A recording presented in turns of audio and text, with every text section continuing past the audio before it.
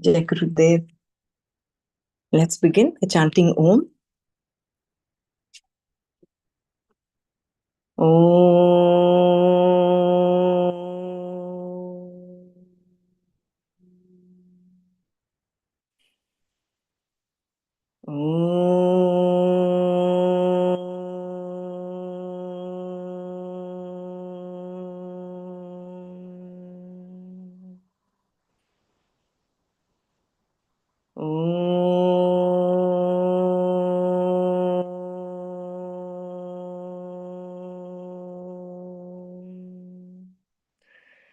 Om Sahana Vavatu Sahanau Bhunaktu Saha Viryankaravavahai Tejasvinavadhitamastu ma vidvishavahai. Om Shanti Shanti Shantihi. Narayanam namaskritya naram chaiva narottamam devim saraswatim vyasam tato jayamudirayet. Om Shri Krishna Paramatmane Namaha. Atha Shrimad Bhagavad Gita Dvitiyodhyayaha Sankhya Yogaha.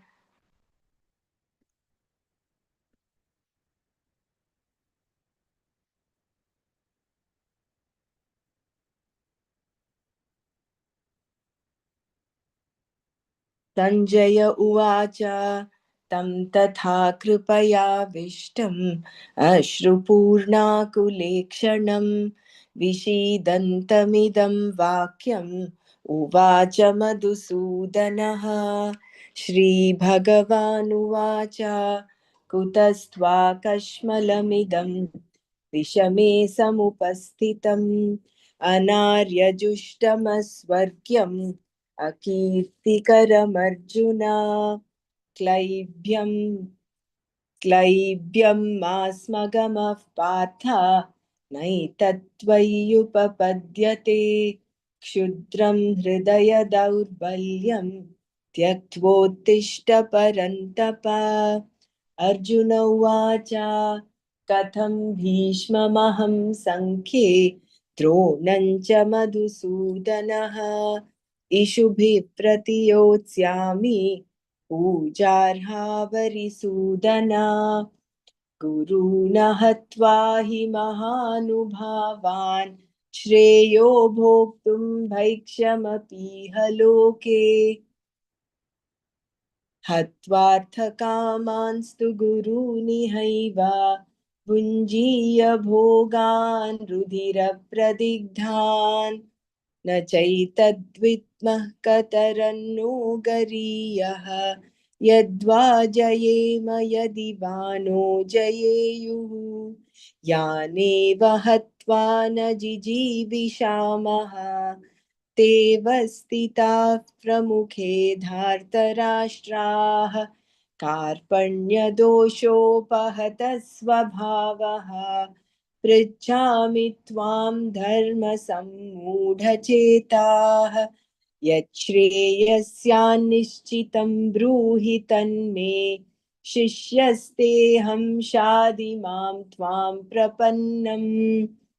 न हि प्रपश्यामि ममापनुद्यात् यच्छोकमुच्छोषणमिन्द्रियाणाम्. अवाप्य भूमा वसपत्नमृद्धं राज्यं सुराणामपि चाधिपत्यम्. संजय उवाच एवमुक्त्वा हृषीकेशं गुडाकेशः परन्तप न योत्स्य इति गोविन्दम् उक्त्वा तूष्णीं बभूवः. तमुवाच हृषीकेशः प्रहसन्निव भारत सेनयोरुभयोर्मध्ये विषीदन्तमिदं वचः.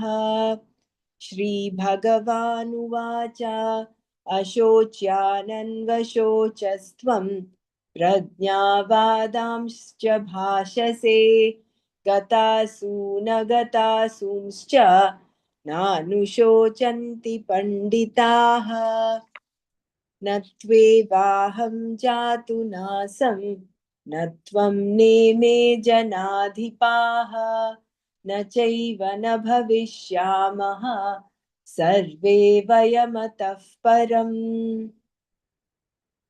नासतो विद्यते भावः नाभावो विद्यते सतः उभयोरपि दृष्टोऽन्तः त्वनयोस्तत्त्वदर्शिभिः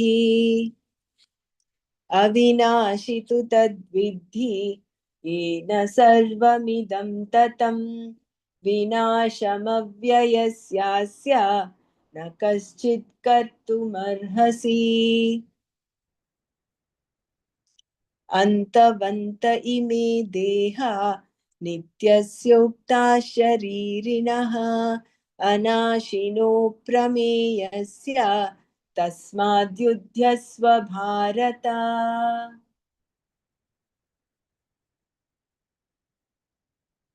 ओम तत्सत्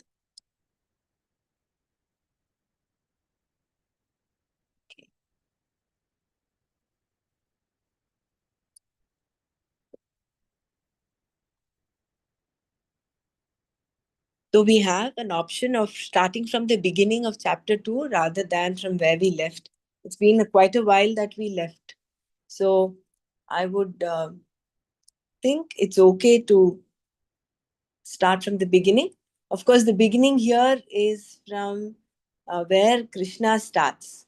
From the second verse. Just give me a second. I will switch to my computer.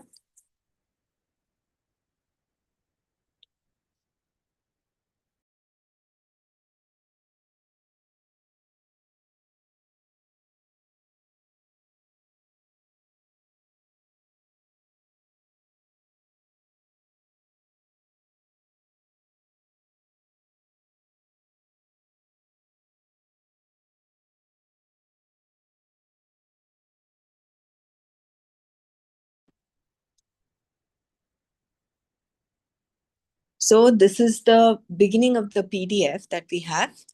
So we'll start from here. Yeah. Okay.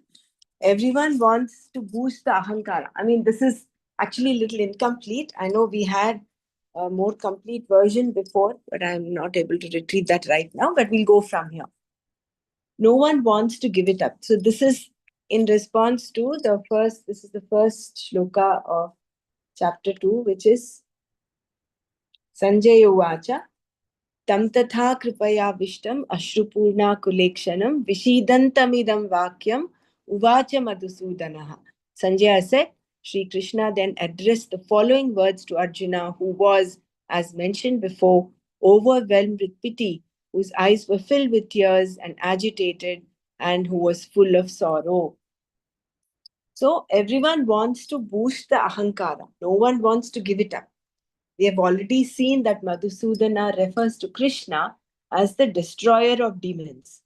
The ego here can be seen as a demon. Therefore, the one whose grace destroys ahankara, the one knowing whom the ahankara is destroyed, is called Madhusudana. Arjuna was described as being overwhelmed, overpowered by sympathy, compassion, and affection. His eyes were filled with tears because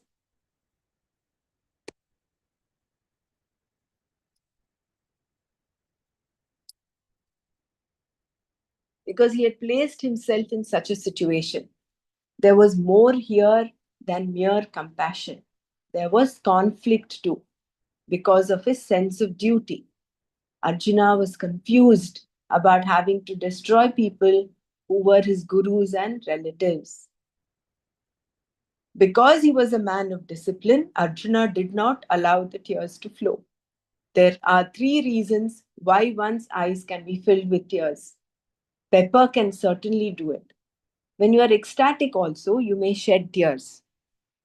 When you are sad, the tears can well up. Any disease causing tears is usually due to an irritation and is therefore covered under the first of these three. Thus, the tear glands are stimulated by these kinds of situations. So, the three reasons are: one is pepper, any irritation. When you're ecstatic, when you're very joyful, also you can shed tears. And when you are sorrowful, when you're sad. We know that Arjuna's tears were not due to ecstasy because he was described here as one who was sad. Arjuna, who was sad, whose eyes were glistening with tears, and whose heart was overwhelmed by compassion, was being addressed by Sri Bhagavan. The word Vakya usually means a sentence, a group of words. Here it refers to the whole subject matter of this particular section.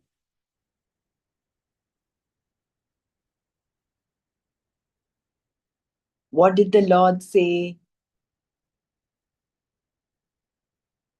So the Vakya that is going to be unfolded is the whole subject matter. Shri Bhagavan Uvacha Kutastva Kashmalamidam Vishame Samupasthitam Anarya Jushtamasvargyam Akirtikaram Arjuna. Shri Bhagavan, the Lord, Uvacha said, Arjuna, O Arjuna, Vishame, in this crisis, idam, this, Anarya Jushtam, that which is not becoming of an upright man. Asvargyam, that which is not the means to gain heaven. Akirtikaram, that which does not add to your good name. Kashmalam, despair. Twa, upon you. Kutaha, from where? Samupastitam, has come.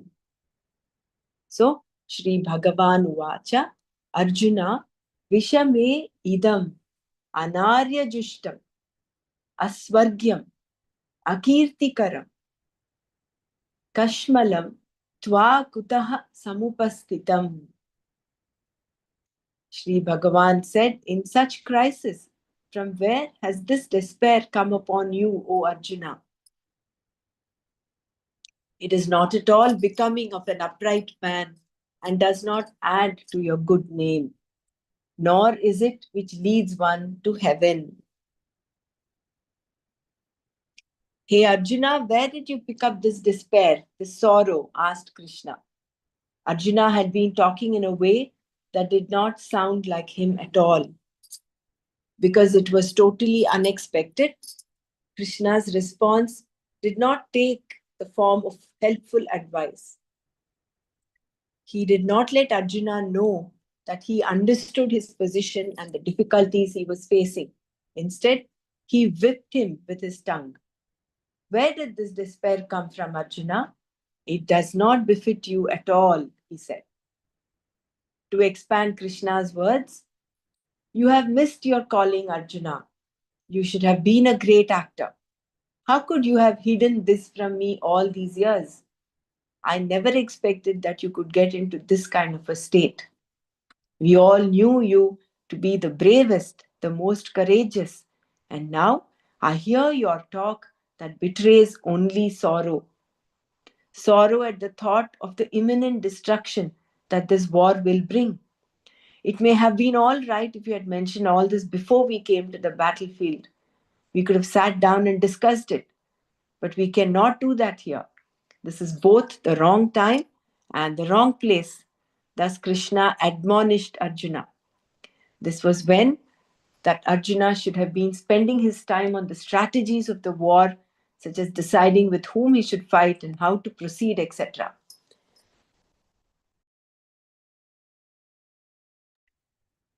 He was in the battlefield, standing in the midst of the two armies, having requested Krishna to be his driver.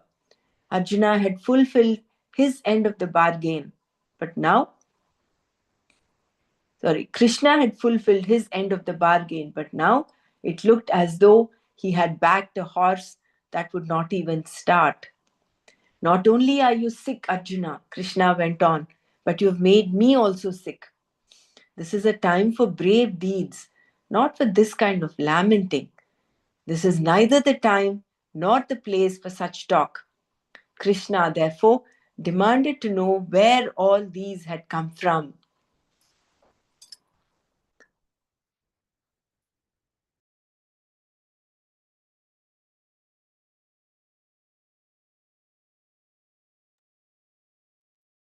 The verse contains three adjectives describing Arjuna's despair: Anarya Jushtam, Anarya Jushta, Aswargya, and Akirtikara.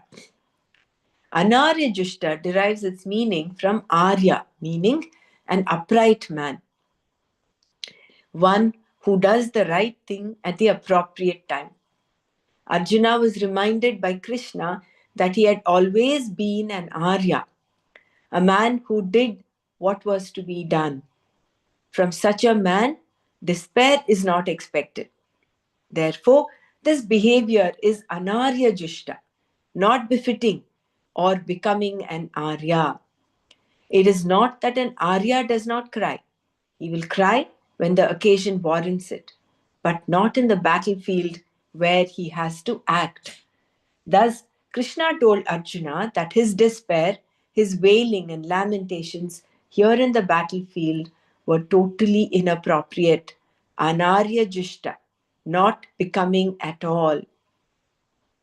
Krishna also told him that what he was contemplating was aswargya, not the way to heaven.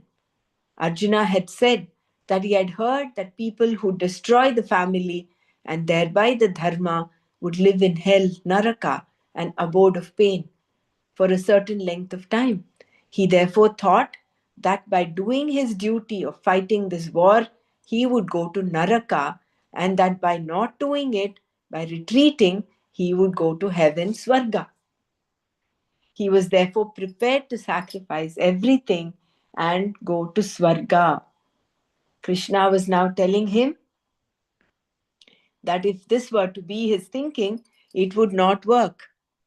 Not fighting would amount to a dereliction of duty because he was supposed to protect the law and order of the kingdom.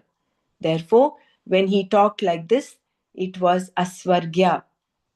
Krishna also told him in a later verse that in addition to living with sorrow and privations due to not having a kingdom, this dereliction of duty would gnaw at his heart. Furthermore, when he died, he would go only to Naraka and not to Swarga. So, quite the opposite of what Arjuna's thinking was. To this, Arjuna might have said that he did not care about going to heaven. He did not even know if there was a heaven or a hell. Being cornered, he might have said that all he cared about was the here and now. If this were Arjuna's thinking, Krishna tells him that it would prove to be a kirtikara, a disgrace even in this life. He says, this sorrow leading to you running away from the battlefield is not going to redound to your credit in the society. People are going to look at you and say, that is Arjuna, the one who ran away from the battlefield.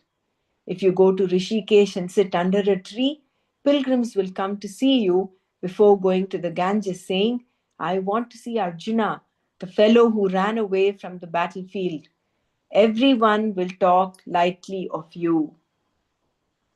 He might have said further, they will say, how great was Arjuna, how courageous he was.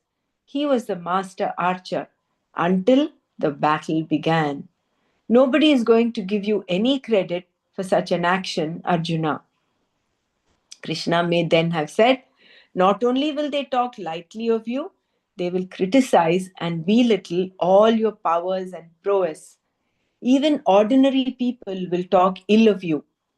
If you run away from the battlefield, Dharmaputra, your older brother, crestfallen, will follow you. Bhima, of course, will be angry, but being helpless, he too will go away. The whole army will fizzle out. Everyone will leave, and some may even heave a sigh of relief that they have escaped. Everyone in Arjuna's ranks was afraid of Bhishma and Drona, and those in the opposite camp were afraid of Arjuna and Bhima. They would all be greatly relieved. The Pandavas, along with their entire army, would be gone, and Duryodhana would be handed the victory on a platter. He would be able to say, hands down, without a shot, I won. Krishna would therefore have admonished Arjuna even further. After you have gone to the forest, what will Duryodhana do? There will be parties everywhere. Duryodhana will let the entire army drink as much as it wants, much more than a happy hour. It will be a happy day. Because the media is with him, Duryodhana will see to it that people think you are a coward. He will say that Arjuna asked Krishna to station his chariot in such a way that he could see Duryodhana's army, and seeing it, he ran away in fear. The headlines will read, Arjuna saw, shivered, and ran. There will even be photographs of you running away.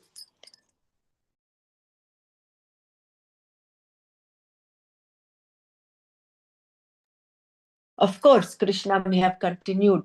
Duryodhana will present it in the worst possible light because Duryodhana cannot afford to have citizens looking up to Arjuna as a man of sacrifice. He will belittle you, Arjuna, even though he knows in his heart that your sacrifice was due only to compassion for the people, to save their families, and so on.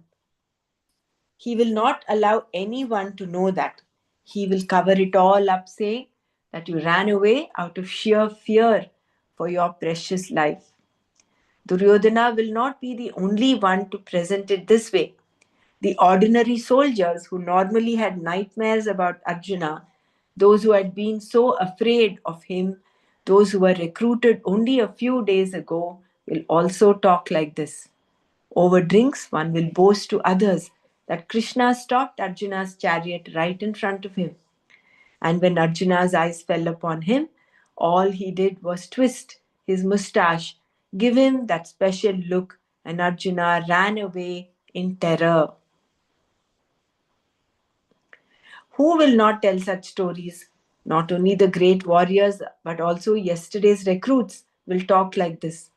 People will talk so ill of you, Arjuna, that it will be impossible for you to be happy in this world. This then was what Krishna meant by Akirtikara. So there were three adjectives Krishna used. One was Anarya Jushta, which was unbecoming of a king like him, a prince like him. Aswargya, that which is not worthy of heaven, and Akirtikara, that which is defaming. Krishna would also have reminded Arjuna of the many wonderful titles that had been lavished upon him over the years. He was a role model for every soldier, and now he was thinking of running away. This would be something like a Nobel laureate who, having been honored for the great work he had done for the downtrodden, the poor, and the ill of the society, is found to have committed a multiple murder for the sake of money. This news, of course, would blare out from the headlines of all the newspapers. The Nobel laureates of the world will then immediately surrender their scrolls because the Nobel Prize will no longer have any meaning. This is exactly what happened when a group of rock singers was knighted. One of the old knights surrendered his knighthood because he did not want to be in the same ranks as these young singers.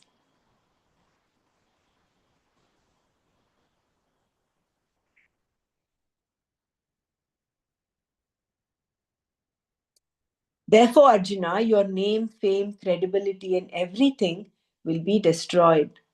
Krishna tells Arjuna. Kirtikara means that which adds to your name.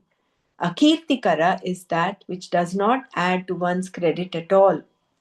Your sorrow, Arjuna, is Akirtikara. I see in it the seed for all further reactions, says Krishna. Arjuna had already dropped his bow and arrows and sat down. Krishna therefore had to tell Arjuna that his thinking was confused and that he should get up and do what had to be done.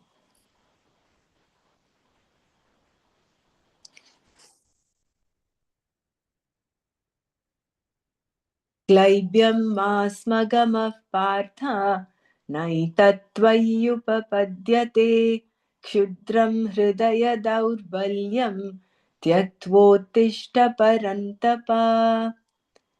Parantapa, O vanquisher of enemies, Partha, Arjuna, Klaibyam, unmanliness, Ma smagamaha, do not yield to, Etat this, Nat tvai upapadyate, does not befit you, Kshudram, lowly, Hridaya daurbalyam, weakness of heart, Tyaktva, giving up, Uttishta, please get up, Parantapa, Partha, क्लैब्यं मा स्मगमः एतत् न त्वयि उपपद्यते क्षुद्रं हृदयदौर्बल्यं त्यक्त्वा उत्थिष्ठ. O Partha, the vanquisher of enemies, do not yield to unmanliness. This does not befit you. Give up this lowly weakness of heart and get up. By calling Arjuna as Partha, the son of Pritha, Krishna was saying, this is definitely not the time for behaving like a child, a mama's boy. Krishna also used the word Klaibya, meaning one who is neither male nor female. In other words, the mental state of a eunuch. Men fight in a certain way.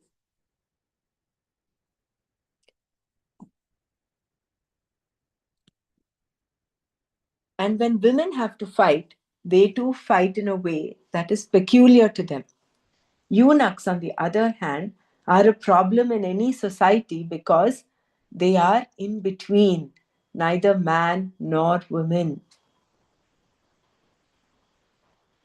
Krishna advised Arjuna against that state.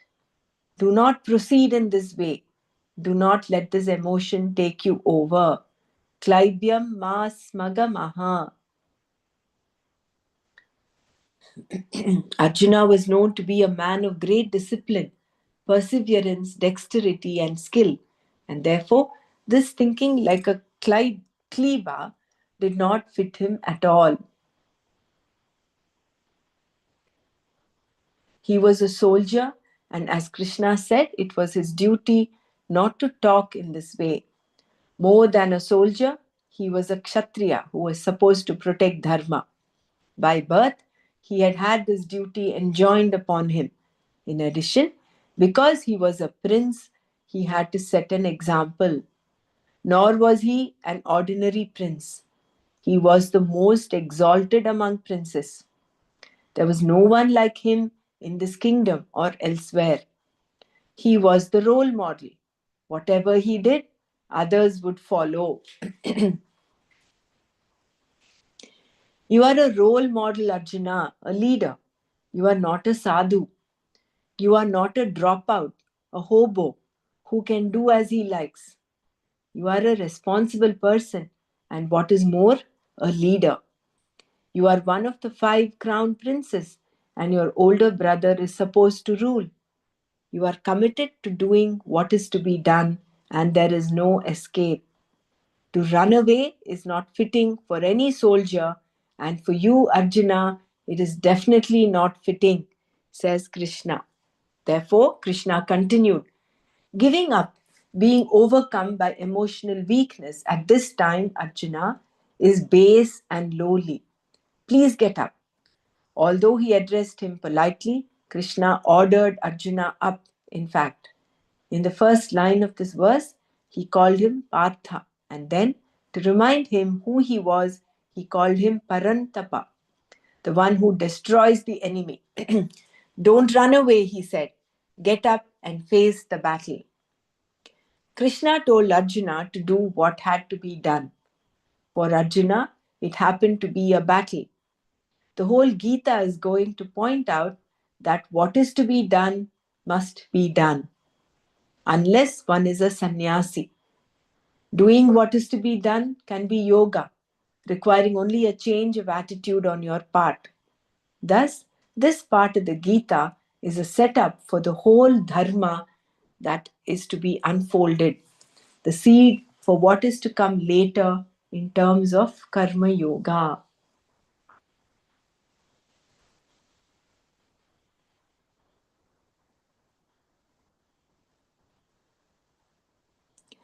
Being ordered to get up in this way, Arjuna felt that he was not understood, much less was his sympathy understood. He then began again to explain himself. So much respect did he have for Krishna. Krishna's admonitions were not meant as criticisms, but were only to show Arjuna that a particular type of thinking led to his sorrow, and that now he should change his thinking. Sympathy for others is a virtue, but what is to be done has to be done. The whole teaching is about another type of thinking, and Arjuna's thinking process was triggered off by Krishna's whipping words, as evidenced by his reply.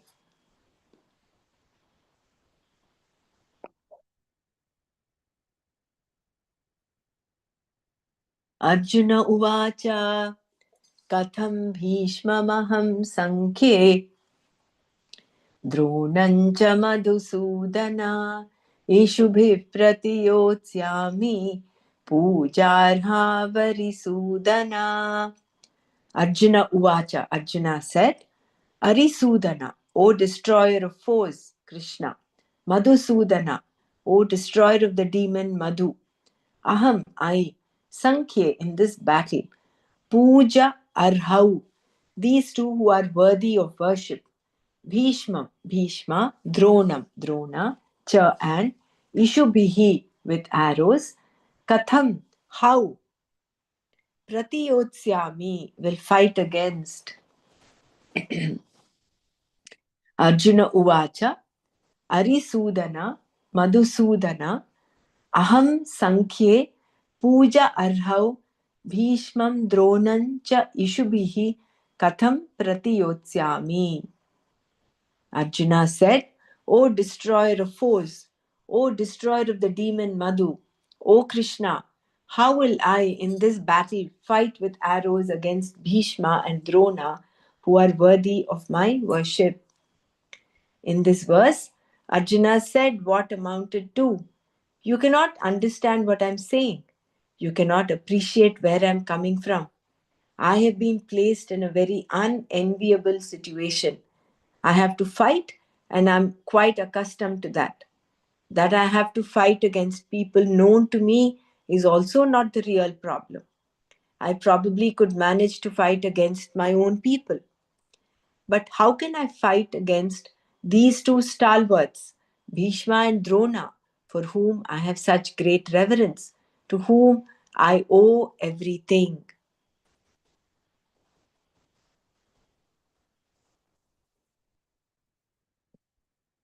By addressing Krishna as Madhusudana and Arisudana, Arjuna was reminding Krishna that he had destroyed only demons and enemies, not his teachers and family.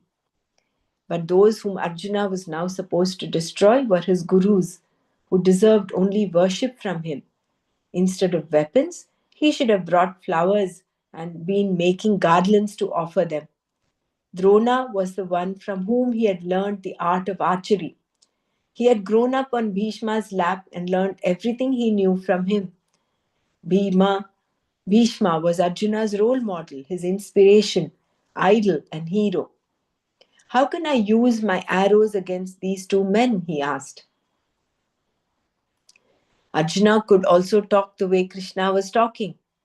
He too could deliver a pep talk and tell others that they should behave like men and do what had to be done. But Bhishma and Drona were two people for whom he had the greatest respect, which they deserved, and Arjuna did not think he could destroy them. This thinking was what led him to ask Krishna to teach him what was right. The process of Arjuna's thinking is revealed in these verses very beautifully. The Gita still has not begun. Krishna's advice to get up was that of a friend. What Arjuna intended to do was not going to take him to heaven, much less add to his credit, and Krishna told him so. Everything else Krishna said was just to boost Arjuna's morale. Naturally, Arjuna was surprised that Krishna was saying things like, "Don't get into this eunuch like state," and so on, since he was not accustomed to be spoken as a weakling. Given the words he used, Krishna seemed to be thinking of Arjuna as a coward, someone who had to be told to get up and do what had to be done. Krishna had never heard such words in his life. Arjuna had never heard such words in his lifetime and had certainly never expected to hear them from Krishna of all people. Therefore, he wanted to counter all of Bhagavan's statements. Therefore, he said, "It is easy for you to tell me not to have this weakness. However, the problem here for me is not fear. That is not why I want to leave the battlefield. I want to leave because of compassion and my concept of dharma, which holds that dharma can be protected only by protecting the dharmis. The only way I can win this war is by destroying all the dharmis. Therefore, none of this makes any sense." Arjuna's problem was something like that of a student who wanted to protect his guru from a fly that was bothering him while he slept. He took a big stone and killed the fly, also killing his guru in the process. Here, too, in the name of protecting dharma, the very people who were supposed to live dharma and hand it over to the next generation were all going to be destroyed. Arjuna was anguished and amazed that all the Pandavas could have armed themselves to fight such a war. Thus he asked, "How could we have decided to do anything so insensible?" In Arjuna's perception, this war would not protect dharma. It was also very clear to him that the result of this battle would definitely not give him any happiness in this lifetime, nor did he see any kind of heaven for himself after death, because to destroy the entire Kula Dharma was an act of sin. More than that, for the rest of his life, he would have to live with the thought that he had destroyed all these people. Therefore, there would be neither Drishtaphala nor Adrishtaphala in such an action. Since this was Arjuna's view, he did not understand how Krishna could say that he was frightened. He went on to explain that the people standing there were not unknown to him. They were his own people, people for whom he had the greatest respect and reverence. Unless he killed people like Bhishma and Drona, there would be no question of his gaining victory. In addition, if they were destroyed, assuming that Arjuna was going to destroy them, what kind of happiness would he possibly have? He had to live with the thought that he had destroyed those he revered the most, those from whom he had learnt all that he knew. "How can I send arrow for arrow against them?" he asked Krishna. Even if Krishna had argued that Bhishma and Drona did not seem to have the same concern for him, Arjuna did not feel that he was in a position to make any such judgment. Their choosing to fight against him may have been wrong, but at the same time, they no doubt had had their own logic for doing so. Because of his respect and reverence for these two stalwarts, Arjuna did not feel that he had the right to say anything about their decision to support Duryodhana. The point he was making to Krishna was that he himself could not sin by exchanging arrows with them. He would rather die than draw the arrow that would destroy Drona and Bhishma, his teachers. He therefore told Krishna that he, Arjuna, did not know the meaning of fear, as was very well known to Krishna. A brave man can be sympathetic, but a coward who is sympathetic has a problem because the sympathy ends in distress. This kind of sympathy is of no use. Whereas, when a resourceful, courageous, skillful person is sympathetic, the sympathy can be useful to the other person. A brave man should be sympathetic. So, too, a rich man should be magnanimous, and a knowledgeable man humble. Knowledge and humility, money and magnanimity, power and justice, and strength and gentleness, these go together. A person having only one of these two attributes, such as power or strength, without the justice or gentleness that goes with it, is capable of destroying others.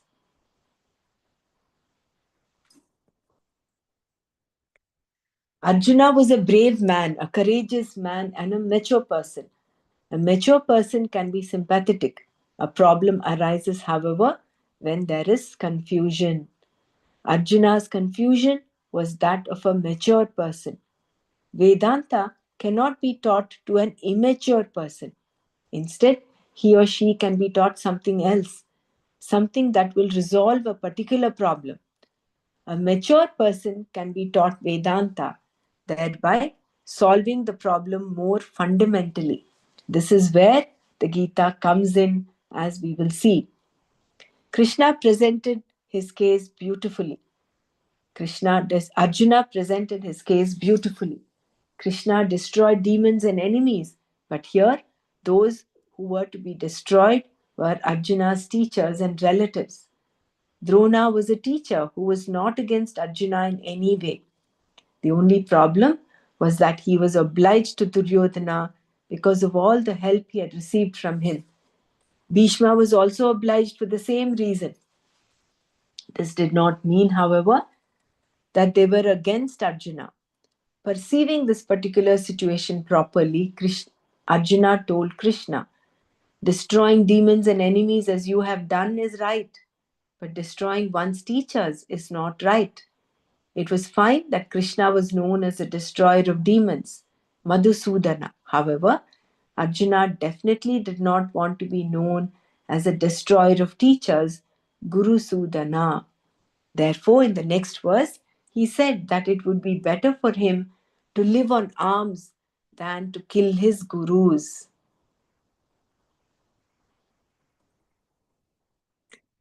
So we'll stop here and um, stop here for Manana. I will just read this one paragraph one more time. A brave man can be sympathetic, but a coward who is sympathetic has a problem because the sympathy ends in distress. This kind of sympathy is of no use, whereas when a resourceful, courageous, skillful person is sympathetic, the sympathy can be useful to the other person. A brave man should be sympathetic. So too, a rich man should be magnanimous, and a knowledgeable man humble. So the combinations are knowledge and humility, money and magnanimity, power and justice, and strength and gentleness. These go together. A person having only one of these two attributes, such as power or strength, without the justice or gentleness that goes with it, is capable of destroying others. So the antithesis here, like Duryodhana, had only one of these. He had power, but he did not have the sense of justice. That is why he was refusing to give the Pandavas their share of land. So he had strength, but he did not have the gentleness. Whereas this is the combination that is required for anyone to have. So, bravery and sympathy, knowledge and humility, money and magnanimity, power and justice, strength and gentleness. So, we'll stop here for Manana.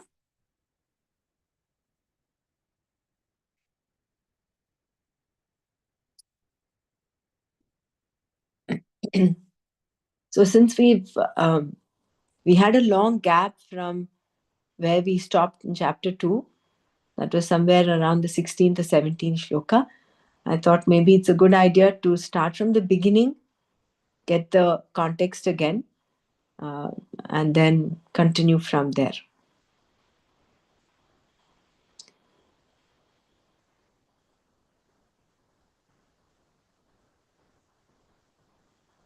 So the second chapter starts with Sanjaya describing the plight of Arjuna, saying,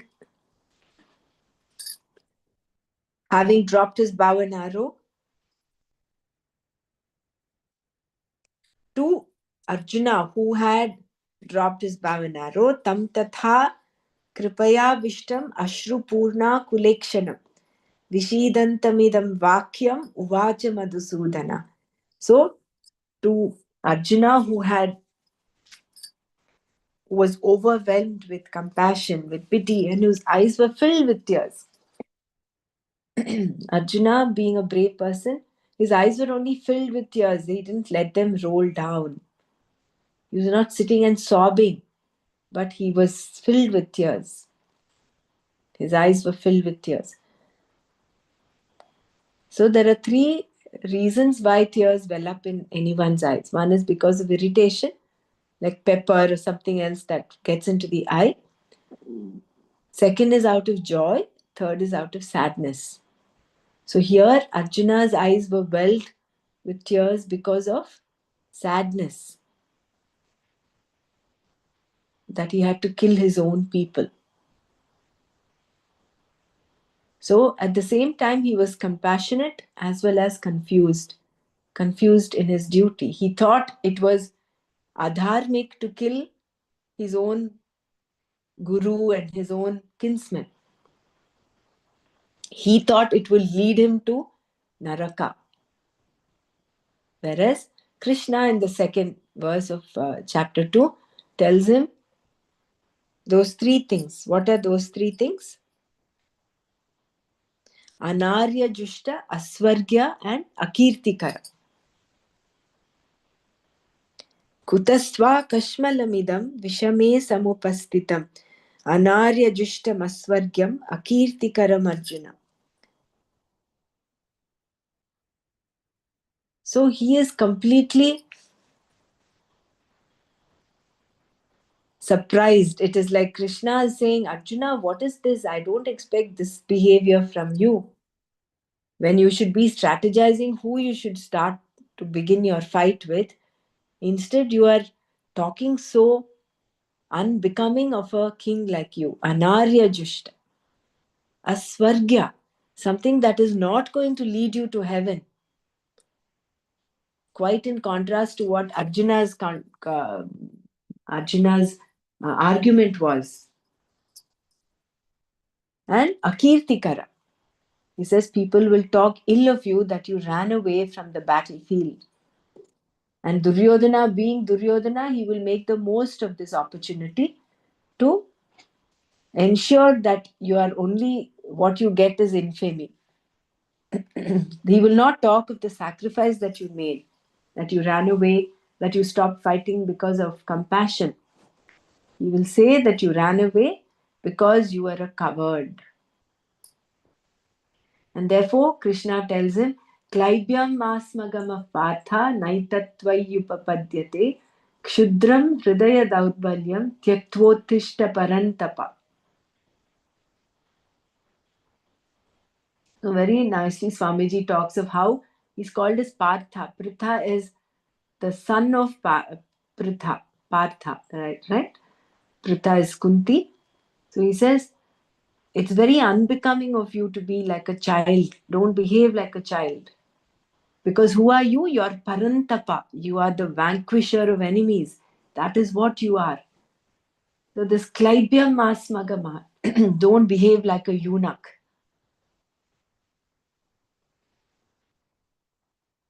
Kshudram Hridaya Daurbalyam. Dropping this weakness of your heart, Tyaktva Uttishta. Get up and fight. So it was more like he was whipping Arjuna with his words.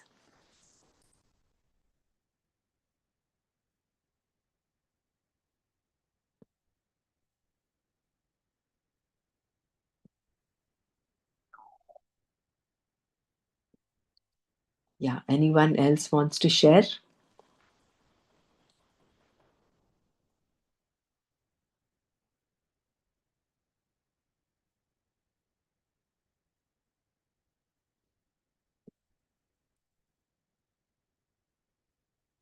Jai Gurudev, the combination of these gunas, strength with gentleness, were very nice. Mm. Mm.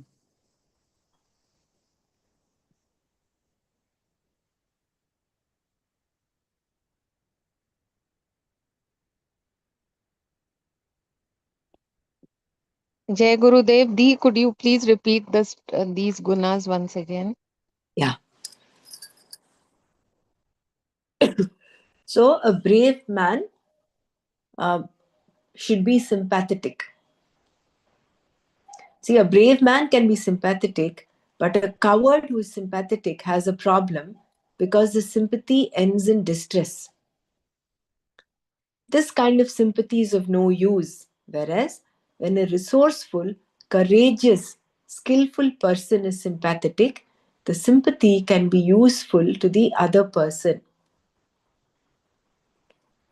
A brave man should be sympathetic. Like Arjuna here was a brave man.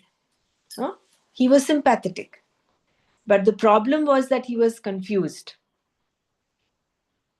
But that confusion also is useful because only a mature person can be taught Vedanta. And Arjuna was a mature person. Now, so a brave man should be sympathetic. So too, a rich man should be magnanimous. And a knowledgeable man humble. A knowledgeable man cannot be arrogant. That is not going to help him or others. Right? Similarly, a rich man cannot be miserly. He has to be magnanimous. Only then it will be helpful to others. A brave man should be sympathetic. Only then he can use his bravery and power to, to mete out justice. So, knowledge and humility, money and magnanimity, power and justice, and strength and gentleness, these go together. A person who is very strong can just go about destroying people mindlessly, headlessly, right? So therefore, you need to know when to use your strength. So strength and gentleness go together, knowledge and humility,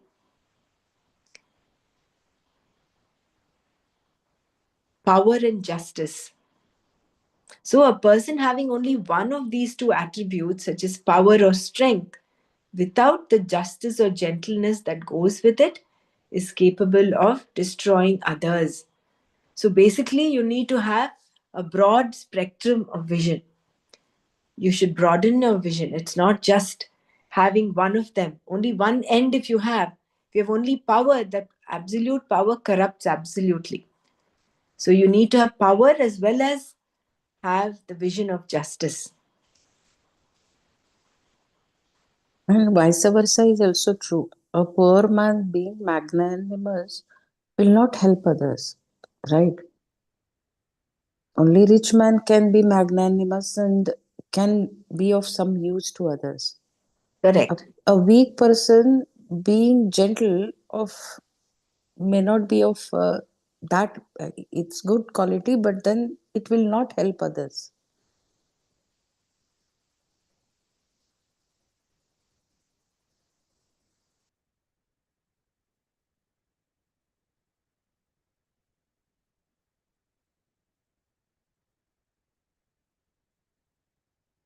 Yeah, see, only a person who has can give, right? Here you're talking of a poor person who does not have anything. So how is he able to help anyone? How is he able to be magnanimous?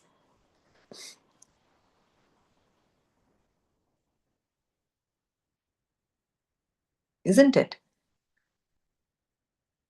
So only a person who has any of these, which is why when Gurudev was talking about, he said a person uh, who is wise has to be innocent. In other words, be humble. And when a person becomes old, he should maintain his enthusiasm. Usually, with age comes apathy.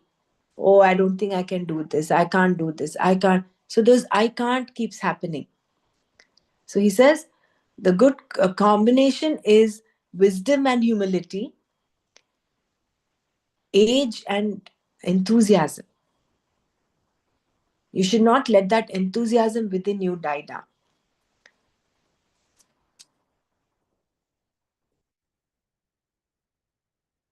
And mostly what we do is out of concern for old people, we dampen their enthusiasm actually. Correct. Mm. Correct. I remember my mother telling me that this happened a few weeks ago. She was, I think she was going for some puja or doing something like that. And then I told her, Rama, at this age, why are you doing? She said, why are you talking to me like that? What does age to do with this? By doing this, you're making me feel weak. So that's when I realized. I said, out of our concern for them, we tend to tell them, oh, you can't do this, or don't do it. But actually speaking, it is good for them to keep their enthusiasm alive inside and not let it dampen spirits. That's very true. Mm. Only with that enthusiasm they feel they are alive. Correct. Otherwise, whole life they have been doing this, and then suddenly, if you tell them to stop, Right. they don't feel that life in Yeah. them. They'll be miserable. See, even if a person standing, sitting also can meet with accident and get Mm. injured. Mm. So as long as they can be moving and do with enthusiasm, I think. I mean, we are also. I am also getting old, not that, but such people, I think we should let them. Right. Mm.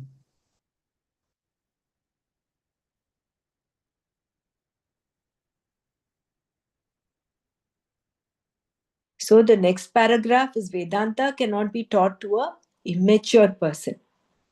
Instead, only a mature person can be taught Vedanta. Here, Arjuna was not only compassionate, but he was also confused. And that confusion was a basic confusion of dharma. Because his dharma, according to him, was to protect the kula dharma. And he thought by killing Bhishma and Drona, he would be doing Guru Sudana. He would be called a Guru Sudana, which he did not want.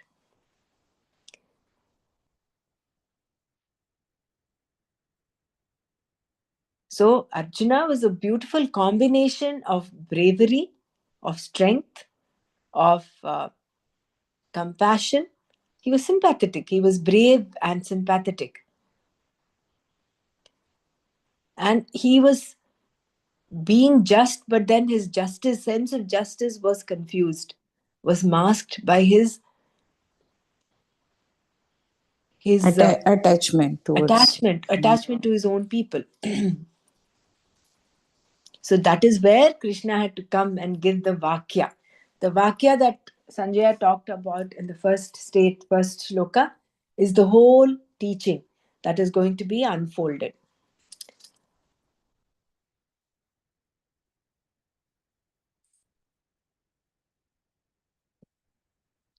So we'll continue with the next verse tomorrow. This is Guru Nahatva hi Mahanubhavan. This is the fourth verse. Right? So we'll stop here today.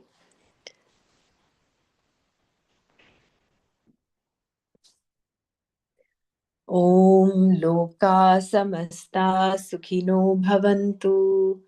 Om Shanti Shanti Shanti. Om Tat Sat. Shri Krishnarpanamastu. Jai Gurudev. Very good, Dev. Thank you. I will play Gurudev's meditation. Mm. 1 second, we'll stop with that, okay?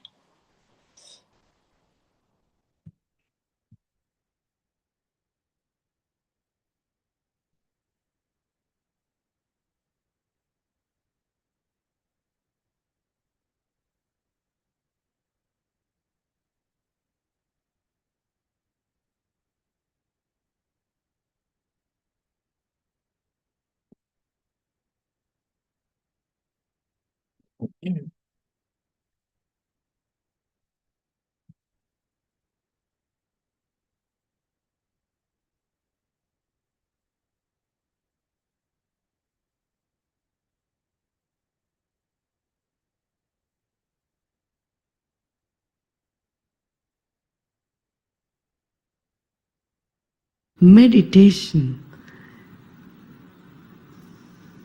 is accepting this moment, living every moment totally with depth. Let us keep our spine erect and body relaxed and eyes closed. Relax your shoulders. Keep a big smile on your face.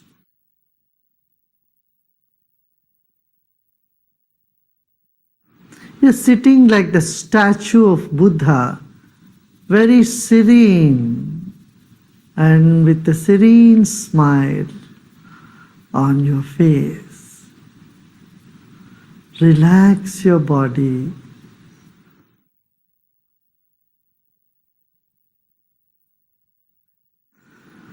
Let's take a deep breath in and breathe out. Become aware of your chest region, throat and chest region. If you notice some tension in the body, just let it be.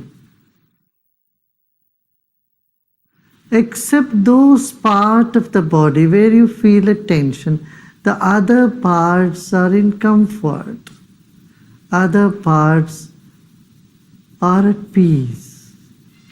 Become aware of that also.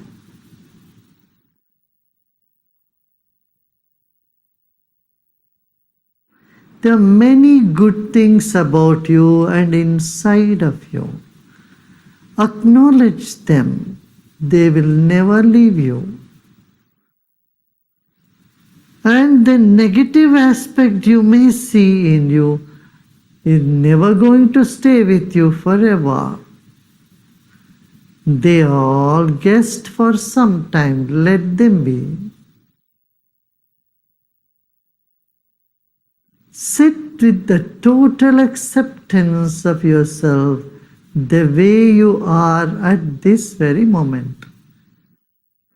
Total acceptance of what is now here lead us to deeper meditation.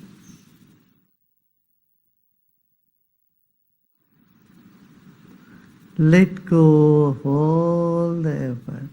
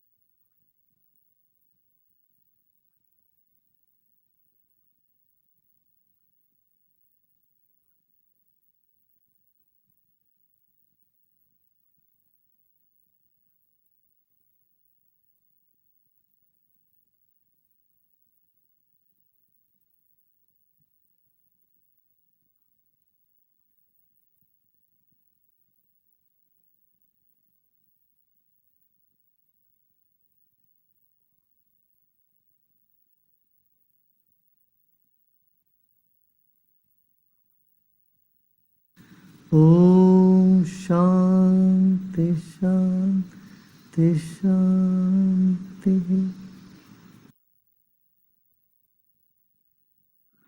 Let go of all your effort and be in this emptiness.